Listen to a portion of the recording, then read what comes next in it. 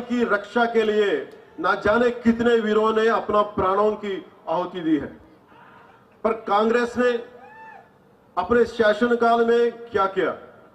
पालघर में हमारे साधुओं की हत्या हुई। పాల్గర్లో మీరు చూశారు, చేతులెత్తి వేడుకున్నాడు, నన్ను చంపొద్దు చంపొద్దు చంపొద్దు అని. పాల్ఘర్లో దేశం మంచి కోరే, సర్వజనం హితం కోరే పాల్ఘర్లో సాధువుని చంపితే, చేతులెత్తి వేడుకొని చంపితే ఒక్కళ్ళు పట్టించుకోలేదు. చంపిన వాళ్ళకి శిక్ష పడాలి. అందుకనే ఇలాంటి ప్రభుత్వాలు కాదు మనకు కావాల్సింది. సాధువుల్ని, సంతుల్ని, సనాతన ధర్మాన్ని కాపాడే ప్రభుత్వం కావాలి.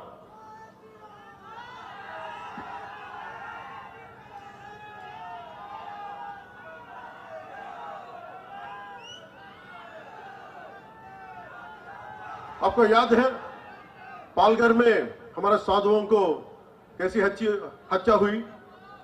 और विशालगढ़ के ऐतिहासिक किले पर, మీకు విశాల్గఢ్ కిల్లా తెలుసు కదా మీకు, అది అన్యాక్రాంతం అయిపోయింది.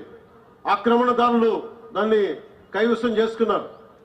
శివాజీ పోరాడింది వీరి మీదే, కానీ ఈ రోజున మళ్ళీ ఇంకోసారి పోరాటం చేయాల్సిన పరిస్థితి.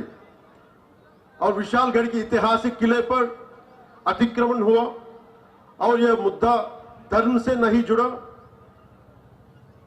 बल्कि शासन की लापरवाही और एक वर्ग विशेष को नाराज ना करने की आदत के कारण पैदा हुआ समस्या है.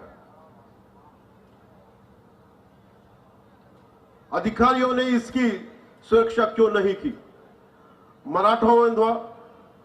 मराठों द्वारा बनाए गए दुर्ग केवल वास्तुकला के नमूने नहीं है, बल्कि भारत के संरक्षक, सनातन धर्म के संरक्षक है.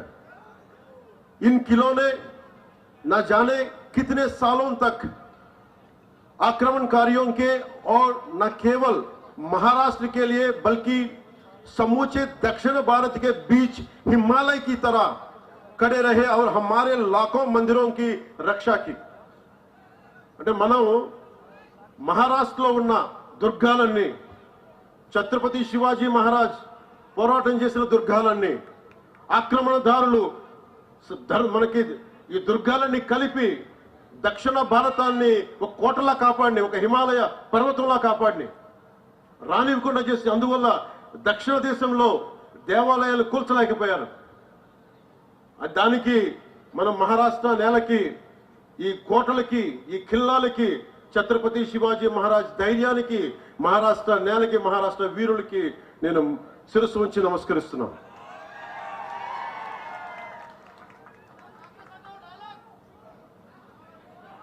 सोचिए, अगर ये किले नहीं होते तो हमारे हजारों मंदिरों की क्या स्थिति होती?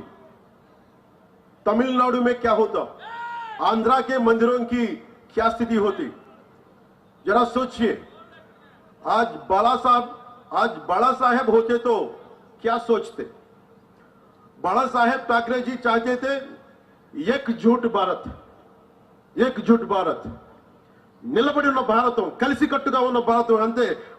బాలాసాహెబ్ ఠాకరే కోరుకున్నది కలిసికట్టుగా ఉన్న భారతం, ఒక్క భారతం, ధైర్యంతో కూడిన భారతం, పౌరుషంతో ఉన్న భారతం, సాహసంతో ఉన్న భారతం. बाला साहेब ठाकरे जी चाहते हैं एकजुट भारत, जिसे मोदी जी पूरा कर रहे हैं. वो चाहते थे राम मंदिर, जिसे एनडीए ने पूरा करके दिखाया. उनकी हर इच्छा को पूरा करने में लगी है एनडीए सरकार. शिवरायांनी सांगितले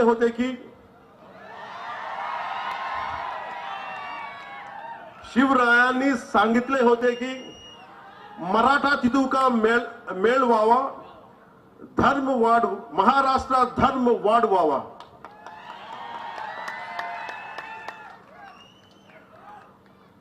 अब ये महाराष्ट्र की जनता निर्णय लेगी कि हम बटना है और कमजोर होना है. మనం విడిపోవాలా, బలహీనులు అవ్వాలా? या जुड़ना है और मजबूत बनना है। हम बंटना है और अपने अस्तित्व को खतरे में डालना है, या जुड़ना है और उज्जवल भविष्य बनना है। हमें बंटना है और अराजकता की फैलने देना है, या जुड़ना है और जन कल्याण विकास की तरफ बढ़ना है। మనం ఆలోచించాల్సింది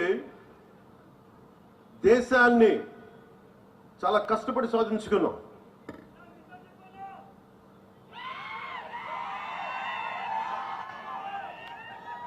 మన దేశాన్ని రక్షించుకోవడంలో నిర్ణయం మీ చేతుల్లో. విడిపోయి బలహీనపడదామా లేదా కలిసి బలంగా నిలబడదామా? విడిపోయి మన అస్తిత్వాన్ని ప్రమాదంలో నెట్టేద్దామా లేదా కలిసి బంగారు భవిష్యత్తు నిర్మించుకుందామా? విడిపోయి అరాచకత్వాన్ని స్థానం కల్పిద్దామా లేక కలిసి అభివృద్ధి సంక్షేమం వైపు ప్రజలు నడిపిద్దామా? మనందరం ఇర్రెస్పెక్ట్ ఆఫ్ రిలీజియన్ ప్రాంతాలను దాటి ఇది సనాతన ధర్మం ఉండే నేల ఇది. మనం తెలుగు వాళ్ళం అవ్వచ్చు, మహారాష్ట్రీయులం అవ్వచ్చు, కన్నడిగులు అవ్వచ్చు, ఏదైనా అవ్వచ్చు, కానీ మన గుండెల్లో కొట్టుకుంటుంది సనాతన ధర్మం యొక్క గుండె చప్పుడు. చివరిగా ప్రజల హక్కుల గురించి, వాటి శక్తి గురించి, ప్రజలకున్న అధికారం గురించి రామ్ధారి సింగ్ దినకర్ గారి మాటల్లో డేగ్లూరు ప్రజలకు చెప్పాలనుకుంటున్నాను. हुंकारों से महलों को नींव उखड़ जाती, हुंकारों से महलों को नींव उखड़ जाती, सांसों के बल से ताज हवा में उड़ता है. మీరు ఇంతమంది ఉన్నారు, మీరు కలిసి కట్టుగా మీరు ఒక్కసారి ఊపిరి తీస్తే ఇదేనే ఎదుర్కోగలరు. మీరు కలిసి కట్టుగా ఒక్క బలమైన నిశ్వాసం వదిలితే తలలకి పెట్టుకున్న మహారాజుల కిరీటాలు కూడా ఎగిరిపోతాయి. అదే మహారాష్ట్ర నేల చెప్పింది. जनता की रोके राह समय में ताऊ कहां, जनता की रोके राह समय में ताऊ कहां, वह जिधर चाहती काल उधर ही मुड़ता है, काल उधर ही मुड़ता है. ఇది నీకోసం నేను ఎంత ప్రయత్నం చేశానంటే, నా జీవితంలో ఎప్పుడూ నేను ఏది అవ్వాలని ప్రయత్నం చేయను. నా డిప్యూటీ సీఎం, నా పొలిటికల్ లీడర్, డెస్టినీ, కాలం, ఫేట్ ఇక్కడ తీసుకొచ్చి పెట్టింది. భారతదేశం కోసం పనిచేసే శక్తిని మన సనాతన ధర్మం ఇచ్చింది. సో మీ అందరికీ నా విన్నపం,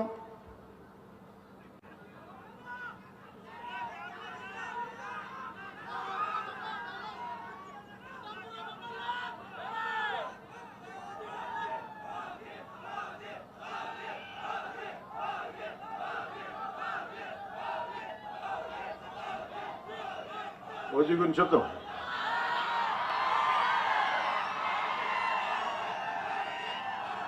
మీకు సినిమా గురించి చెప్తాను.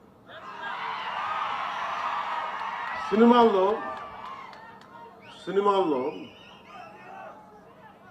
పోరాటం చేయడం, గొడవ పెట్టడం ఈజీ.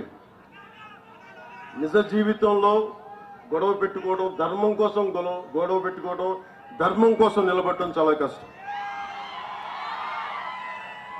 మీరు ఈరోజు మీటింగ్కి విని వెళ్ళిపోతున్నారు.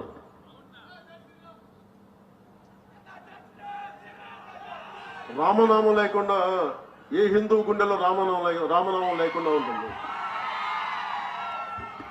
ప్రతి ఒక్క హృదయంలో రామనామం మోగుతూనే ఉంటుంది. మీరు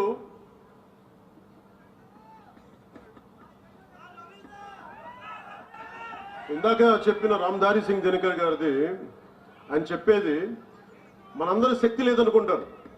ఈ రోజున ఒక పవన్ కళ్యాణ్ కాదు, అశోక్ చవాన్ గారు కాదు, ఇక్కడున్న నాయకులు కాదు, మీరు బలంగా అనుకుంటే ఆమ్ జన్ అంటాం కదా, మీరు సామాన్య మానవులు అనుకుంటాం. నేను సామాన్యుడిని, నేను మీలాగే వచ్చాను. నా దేశం కోసం నిలబడాలి, మన సనాతన ధర్మం కోసం నిలబడాలి, పోరాడాలి. అది ఇక్కడ తీసుకొచ్చింది. సో రామధారి సింగ్ దినకర్ గారు చెప్పింది, राष्ट्र कवि कहते हैं जनता या आम जन के हुंकारों से, उसके उग्र रूप से, आम जन की ललकार से सामान्य भवन तो क्या, बड़े बड़े मजबूत महलों की नींव भी उखड़ जाया करती है।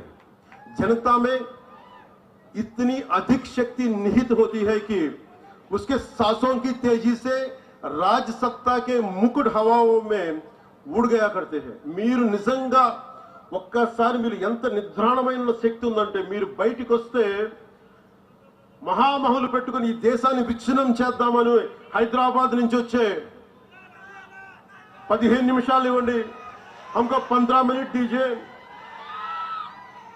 అలాంటి వాళ్ళందరికీ కూడా వాళ్ళు హైదరాబాద్ నుంచి వచ్చి ఓల్డ్ సిటీ నుంచి వచ్చి ఇక్కడ చెప్తా ఉంటారు కథలు.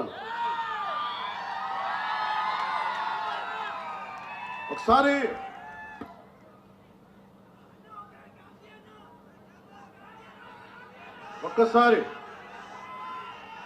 చాలా మంది ఫారెన్ డిగ్నిటరీస్ వచ్చి నన్ను అడిగారు, ఈ దేశంలో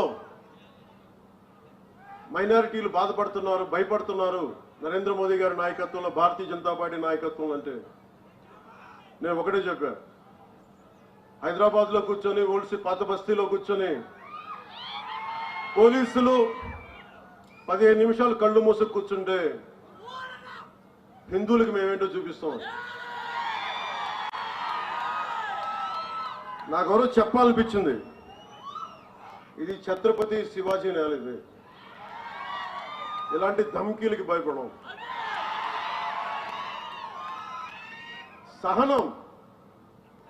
సహనం పిరికితనం కాదు, సహనం మంచితనం.